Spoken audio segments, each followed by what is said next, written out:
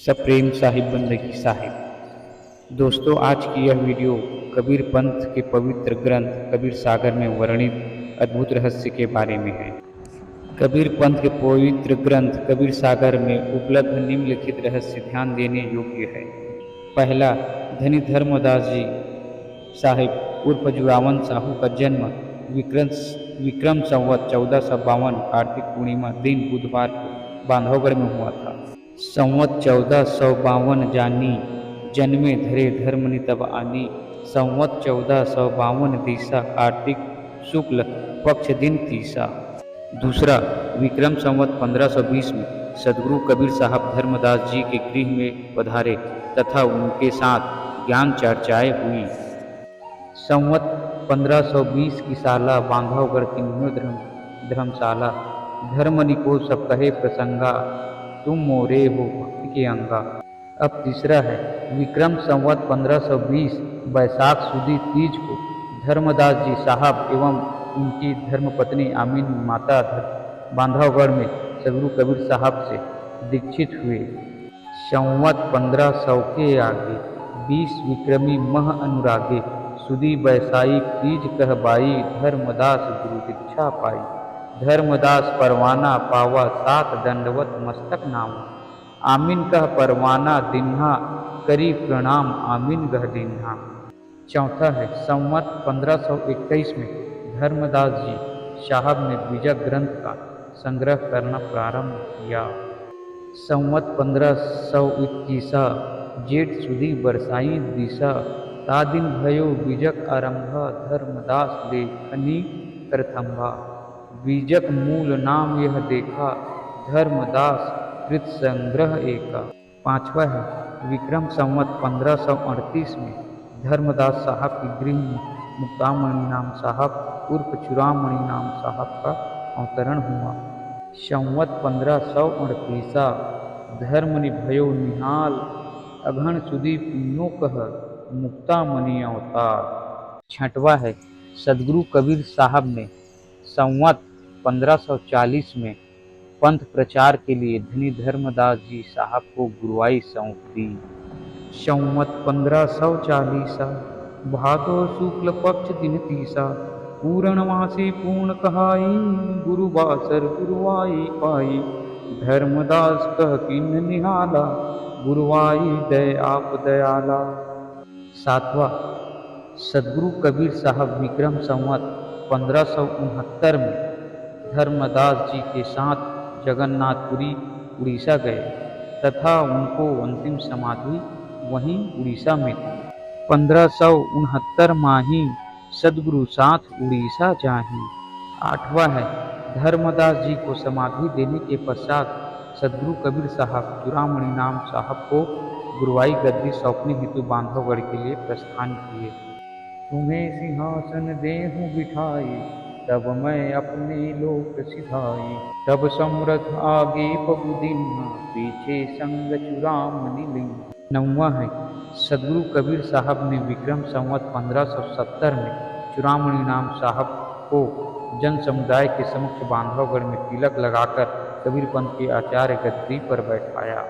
संवत 1570 सारा चूड़ामणि गादी बैठारा। 10वां है, सदगुरु कबीर साहब ने अपने भविष्यवाणी में वंश 42 की परंपरा में 4 बार वंश विच्छेदन होने की पुनः संयोजन की बात बताई है। ये घटना क्रमशः 7वें वंश, एकादश वंश, त्रयोदश वंश एवं 17वें वंश के समय में घटित होगी। यह आकाट के वर्णन कुछ इस प्रकार से है। सप्त एकादश त्रयोदश अंशा अरु 17 ये चारों वंशा। इनको काल छलेंगे आई मिथ्या वचन हमार न जाई। 11वां है, वंश 42 गुरु में से एक वंश गुरु गद्दी में आसीन नहीं होंगे। इस बात का उल्लेख सदगुरु कबीर साहब ने अपने भविष्यवाणी में कुछ इस प्रकार से किया है। धर्मदास एक वंश की हानि पावे वचन सो वंश समानी। विशेष उल्लेखनीय है कि पंथ की गुरु धीरज नाम साहब गुरु गद्दी पर आसीन होने से पूर्व ही सतलोक गमन कर गए थे और उनके वंश उग्र नाम साहब को गुरु गद्दी पर कबीरधाम कवर्धा में बिठाया गया। 12वां है कबीर पंथ की वंश गद्दी की गुरु परंपरा में आज तक जितने भी गुरु हो चुके हैं उनका तथा भविष्य में होने वाले गुरुओं के नाम एवं उनकी अवधि का निर्धारण स्वयं सदगुरु कबीर साहब कर दिए। कबीर वाणी में उल्लेखित है 60 ही वर्ष अंसा परमाना, 4 अंश ते ही माही समाना। अर्थात वंश 42 के गुरुओं में से 60 वर्ष की अवधि में 4 वंश गुरुओं का समावेश होगा।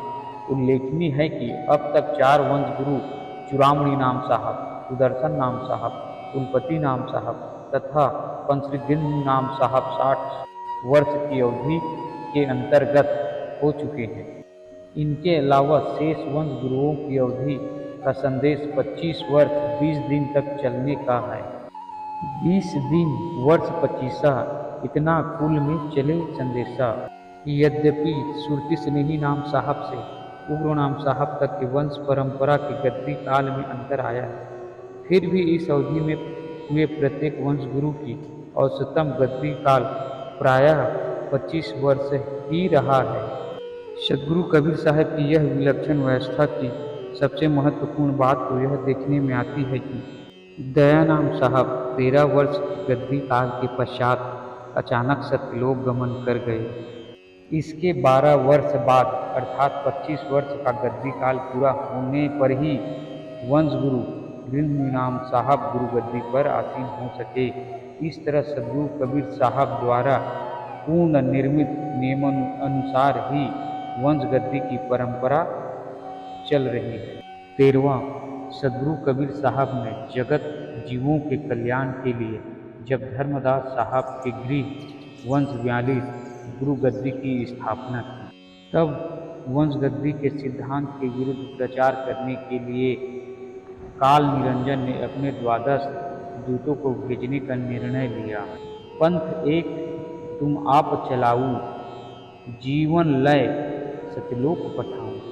12 पंथ करो मैं साजा, नाम तुम्हार ले करो आवाजा।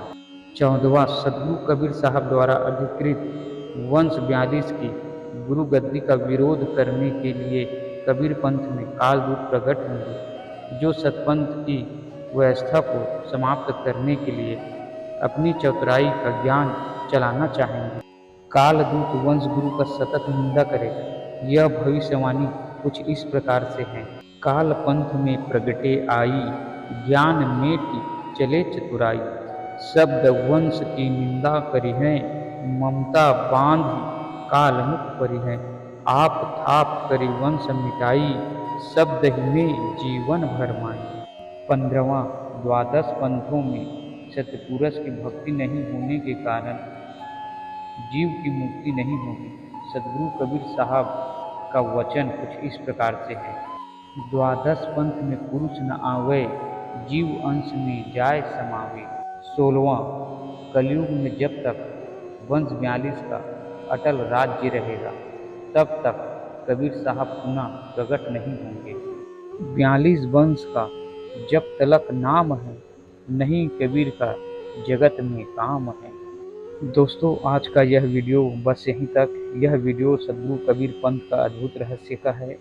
दोस्तों यह वीडियो आपको कैसा लगा आप हमें कमेंट करके ज़रूर बताइएगा और इस वीडियो को अपने मित्रों के साथ में ज़रूर शेयर करें। दोस्तों यह वीडियो कबीर पंथ के अद्भुत रहस्य का प्रथम भाग का है। दूसरा भाग बहुत जल्द हमारे इस YouTube चैनल पर आने वाला है। दोस्तों इस वीडियो का दूसरा भाग बहुत जल्द ही हमारे चैनल पर आने वाला है, तो हमारे चैनल को सब्सक्राइब करके ज़रूर रखिएगा दोस्तों। तो मिलते हैं अगली वीडियो पर। साहेब बंदगी साहेब।